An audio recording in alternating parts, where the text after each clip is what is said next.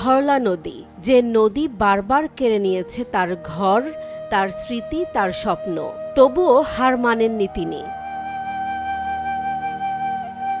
কুড়িগ্রামের ফুলবাড়ির এই বৃদ্ধ, প্রায় ৭০ বছরের মোহাম্মদ আলী, নদীর বুকে ছোট্ট এক চরে গড়ে তুলেছিলেন নিজের পৃথিবী। চারদিকে শুধু পানি আর শূন্যতা, মাঝখানে কাশবন আর ভুট্টা ক্ষেতের ভেতর একটি টিনের ঘর।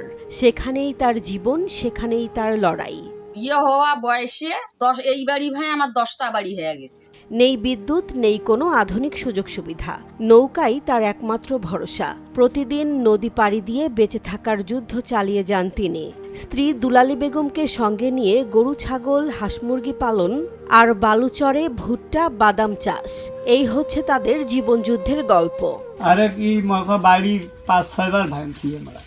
নাদের নিজের কাজ করে এটি বড় দুঃখ আসলো খুব। তাছাই আমরা এতি আছি এটাই সুবিধা। মোর জানা মতে ভুট্টে গাছি 2 বিঘে, ওয়া গাছি মনে করো 200 ধানের ভুঁই আমার। আর ওই বেরিও যে গার্মেন্টস করবে এনছে করিয়ে 300 ধানের ভুঁই বন্ধক নিয়ে দিছে, তাকে আবাদ করে। 5 ছেলে মেয়ে নিরাপদ জায়গায় থাকলেও তিনি যাননি কোথাও। কারণ এই ভিটা শুধু মাটি নয়, এটা তার শেকড়, তার পরিচয়। নদী যতবার ভেঙেছে ততবার নতুন করে দাঁড়িয়েছেন তিনি। তার একটাই কথা, এই ভিটা আমার বাপদাদার, মরলেও এখানেই মরব, কোথাও যাব না।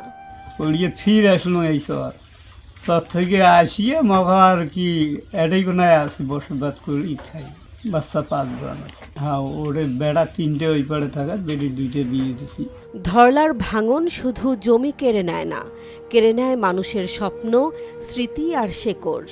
কিন্তু এই বৃদ্ধ সেই শেকড় আঁকড়ে ধরে বেঁচে থাকার এক প্রতীক, এক অনর ভালোবাসা মাটির প্রতি, জন্মভূমির প্রতি। কি আর ভয়, আগে থেকে আসলো ভালো আছে আমার। বেড়া করা আছে, মোবাইল করতে আর দৌড়িয়েছি।